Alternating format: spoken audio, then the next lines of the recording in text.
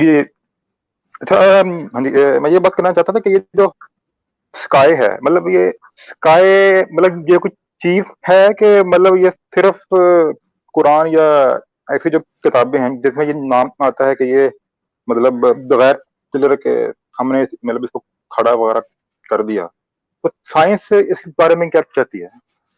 देखें, आपको जो स्काई ब्लू दिखता है वो क्या है?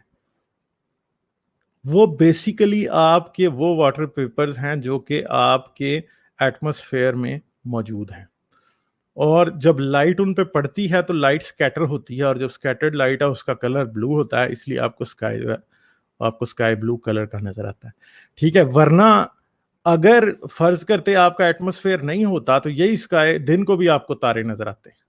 ठीक है, सूरज के बावजूद भी शायद आपको दिन को, सूरज के बावजूद भी आपको दिन जो है वो सूरज जो है, आसमान जो है ब्लैक कलर का नजर आता है। ठीक है, सूरज के बावजूद अगर मार्स पर चले जाएं तो आपको दिन को भी सूरज ब्लैक, जो स्काई है या आसमान जो है ब्लैक कलर का नजर आएगा। बाकी कुरान कहता है कि जी हमने आसमान को बगैर सतूनों के उठा दिया, तो ये बात जो है ये बेसिकली एंशियंट मिथ्स हैं।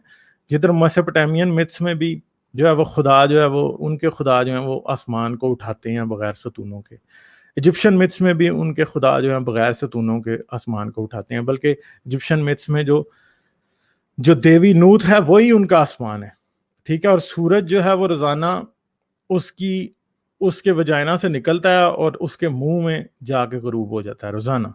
ठीक है, मतलब तो ये उनका ये आसमान है, और उनका जो खुदा था, जो उनका चीफ गॉड है, उसने नूत को एक आसमान की शक्ल में ऊपर उठाया था और बगैर सतूनों के उठाया था।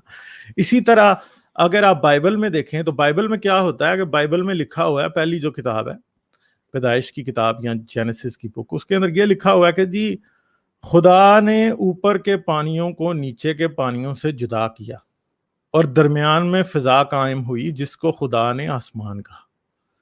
ठीक है, तो यही जो थीम है ये आपको कुरान में भी एक लिहाज से मिलता है कि खुदा ने आसमान और ज़मीन को जुदा किया।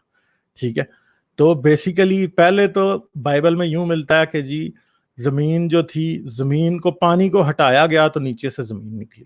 ठीक है, यानी खुदा ने हुक्म दिया कि नीचे का पानी एक जगह जमा हो जाए ताकि खुश्की नमूदार हो, और खुदा ने खुश्की को ज़मीन कहा। ये जो पहली पहली वर्सेस हैं बाइबल की, उनमें ही ये बात आपको मिल जाती है।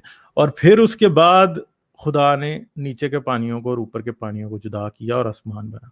ठीक है, तो बेसिकली जो आसमान का कॉन्सेप्ट आपको कुरान में मिलता है या बाइबल में मिलता है, वो बेसिकली पिछले इनसे जो पुराने रिलीजन्स हैं उनसे ही किसी ना किसी तरीके लिया गया है, क्योंकि जो सबसे कदीम या एंशंट रिलीजन्स हैं वो यही मानते थे कि जो यूनिवर्स है बेसिकली जब वो नहीं बना था, इवन के जब जो आपके देवी देवता थे वो भी पैदा नहीं हुए थे, तो यूनिवर्स में केओस था। और केओस क्या था? केओस बेसिकली पानियों के अंदर केओस था। और ये पानी कौन से थे?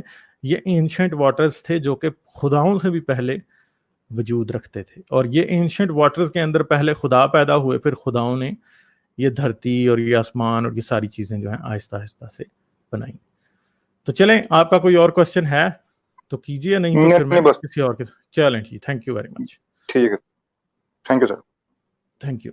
अगर आप मेरी वीडियोस को पसंद करते हैं तो सब्सक्राइब करें और घंटी का बटन दबाना ना भूलें, और मुझे पेट्रियन पर सपोर्ट करें। पेट्रियन पर आपकी मदद मेरे लिए मेरे इस काम को जारी रखने में इंतहाई मददगार साबित होगी।